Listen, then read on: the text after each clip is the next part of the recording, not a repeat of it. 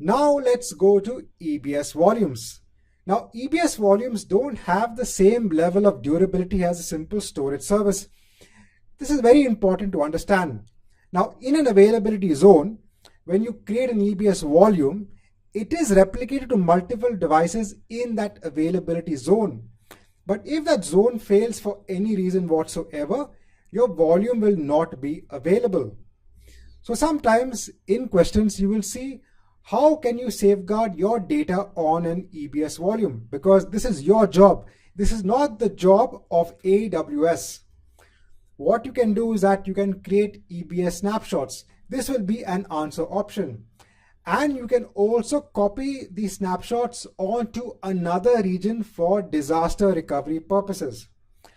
Remember that you directly cannot create a snapshot in another region. You have to first create the snapshot and then use the copy snapshot option to copy the snapshot onto a different region. These two steps are important to know from an exam perspective. Now, when it comes to the objectives of performance storage and also cost optimized storage, you will get a few questions when it comes to EBS volumes.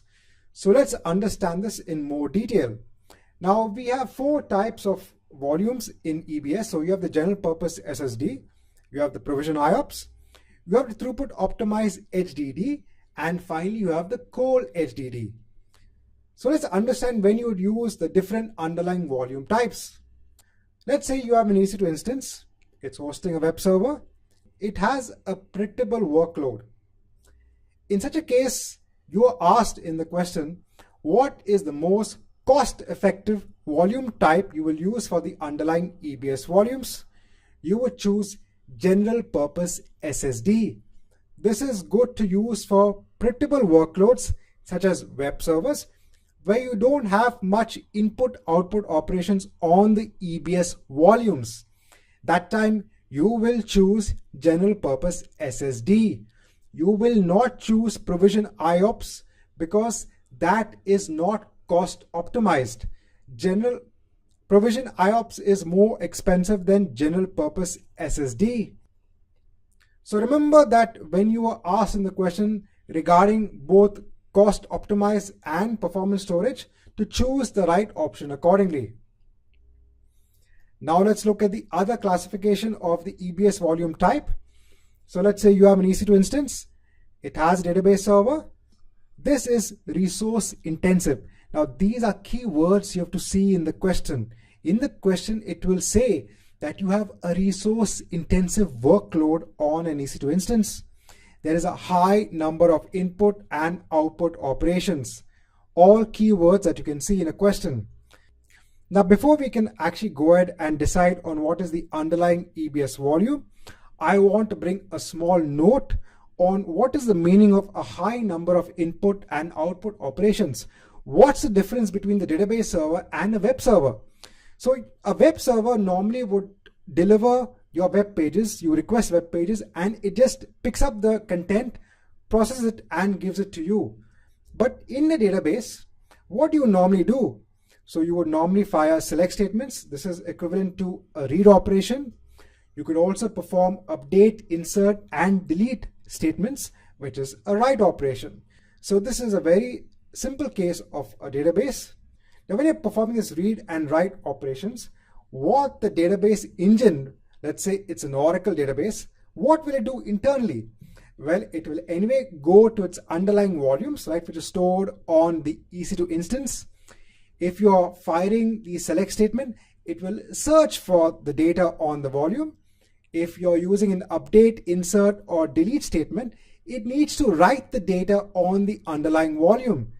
So in the end, the database again has to access the underlying volume, the disk on which the data resides. And this job of reading and writing data is actually a job of something known as a device known as an input-output controller. And this can take a lot of strain if you have a lot of read and write operations, because the input-output controller has to search on the disk where to read the data from, where to write the data. And when you have many number of select, update, insert, and delete statements, then the controller starts lagging behind and you start taking a performance hit. So in such a case, you should use the provision IOPS volumes. That's because these volumes have been designed in such a way that it makes it more easier to do the input and output operations. It's actually especially built for this purpose, and it gives you higher performance on your underlying volumes. Obviously, you do need to pay more when compared to the general purpose SSD, but when you get a question, you will get it based on performance. So you have to choose provision IOPS as the underlying EBS volume type. Next, let's take the next use case scenario. So we have an EC2 instance. This time we're having some sort of processing application on the server. It's used for processing videos. Now when you're processing videos, the videos could be taken from an external location. It will be uploaded to your EC2 instance. These videos could be large in size. These videos could be streamed from another device or application or another node. In such a case, you need high throughput. So throughput means that the amount of data which is coming in and out of your instance is a lot. So it's not the processing power. So it is not the amount of input and output that's occurring on the disk. So you're not writing frequently to the disk. This time it's the amount of data that you're actually writing and reading from the disk. So it's a chunks of data which is large in size. So in such a case, this is known as high throughput. What we use, you guessed it right, it is throughput optimized HDD. So in a question, you would get this figure saying that we want to have an EBS volume type which has high throughput of, let's say, 400 megabytes per second. So this is the amount of data that can be transferred onto the instance per second. So this is good for large streaming data such as videos, images, audio, etc. This is more cost effective than using provision IOPS. And then finally, to end all of this off, we have the Cole HD. This is for infrequently accessed storage. This is also optimized for throughput, but this is more for infrequent access.